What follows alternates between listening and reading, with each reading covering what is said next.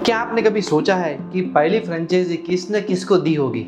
तो सबसे पहले समझिए कि भाई पहली फ्रेंचाइजी इंडिया में कई सालों पहले, कई सदियों पहले शंकराचार्य ने दी थी। Yes, I am absolutely right, I am not joking. आपने देखा होगा कि भाई ईस्ट, वेस्ट, नॉर्थ, साउथ में एक एक आदि शंकराचार्य है और ये शंकराचार्य जो है उनकी सिस्टम, प्रोसेसेस और एसओपी को फॉलो करते हैं जो शंकराचार्य ने बनाए थे सनातन धर्म को जिंदा रखने के लिए। और वो इसीलिए किए हुए थे बिकॉज उस समय के अंदर बौद्ध धर्म जो है वो बहुत ज़्यादा आगे बढ़ चुका था और उसकी वजह से सनातन धर्म जो है वो पीछे रह गया था और लोग बौद्ध की तरफ बहुत आकर्षित हो रहे थे। तो इसीलिए उनका प्रचार करने के लिए बहुत ही रैपिडली, स्पीडली हर एक दिशा में हिंदुस्तान में शंकराचार्य ने 4 अलग अलग मठ बनाए जिसे हम शंकराचार्य मठ के नाम से जानते हैं और आज भी आप वहाँ पे जा सकते हैं ना। Interesting fact, let me give you one more example.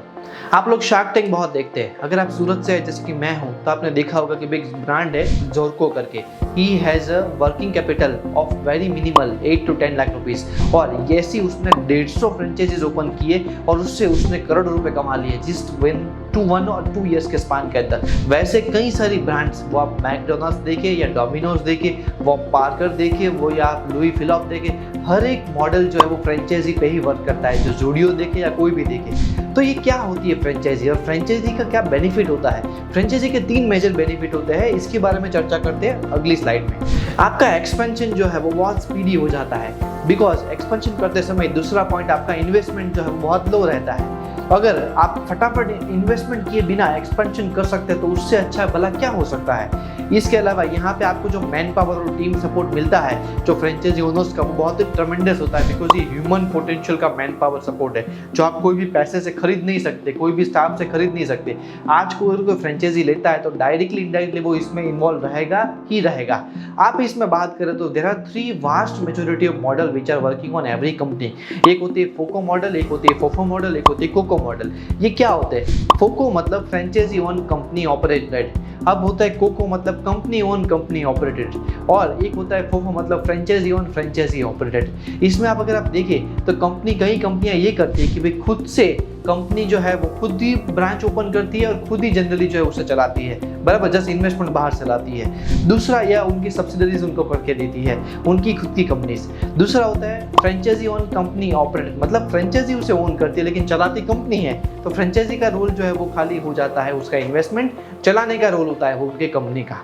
और एक होता है which is FOFO model which is franchisee on franchisee operated which is very rapid because यहाँ पे फ्रेंचाइजी वाला ही खुद इसको रन करता है और वही इन्वेस्ट करता है। तो बेसिकली ये सारे अलग अलग मॉडल्स हैं, हर किसी का अपने अपने बेनिफिट है। फोफो का बेनिफिट ये है कि यहाँ पे आपको काम करना पड़ेगा तो आपको मैन पावर की सप्लाई की कम जरूरत पड़ेगी, विद मिनिमम इन्वेस्टमेंट हो जाता है। जनरली ये मॉडल 8-10 लाख, 15 लाख, 50 लाख के नीचे के होते हैं तो बेसिकली रैपिडली ओपन कर सकते हैं और इसकी स्पीड बहुत होती है। लेकिन 95% फोफो मॉडल फेल हो जाते हैं बिकॉज आप किसी और पे निर्भर करते हो जिनको बिजनेस में कोई एक्सपीरियंस ही नहीं है। दूसरा होता है फोको मॉडल जो बहुत पॉपुलर है, मतलब भले फ्रेंचाइजी से इन्वेस्टमेंट लेते हैं लेकिन चलाते हैं यहाँ पे आप उनको एक fix sure return of investment देते हैं। इससे क्या होता है कि भाई कंपनी का ऑपरेशनल पावर आपके पास है तो सर्विस इंडस्ट्री अगर है तो इसके लिए बहुत यूजफुल है। प्रोडक्ट इंडस्ट्री के लिए फोफो बहुत यूजफुल है, बहुत ही काम की टीम। और जिन इंडस्ट्री में सर्विसेज है जैसे कि रेस्टोरेंट है, कोई कॉस्मेटिक है, कोई डाइट है, कोई फिटनेस है, कोई सीए है, लॉयर, ऐसे लोगों को हमेशा ये मॉडल फॉलो करना जहाँ पे ऑपरेशन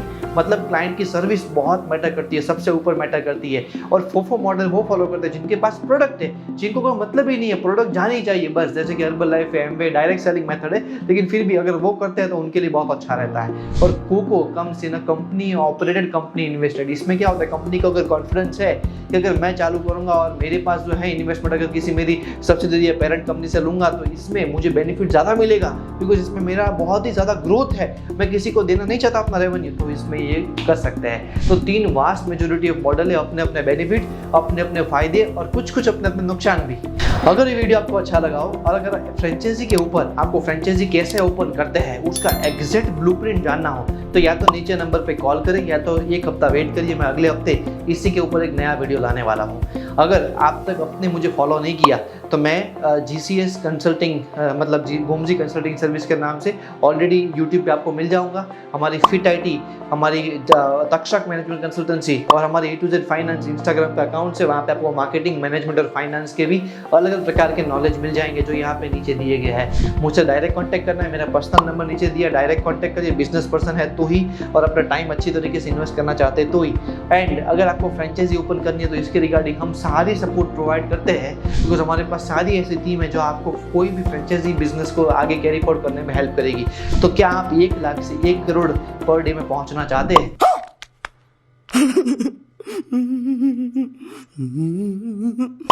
तो इसके लिए फ्रेंचाइजी मॉडल आपके लिए बहुत सुटेबल है। And let's grow together and let's take our help in order to grow.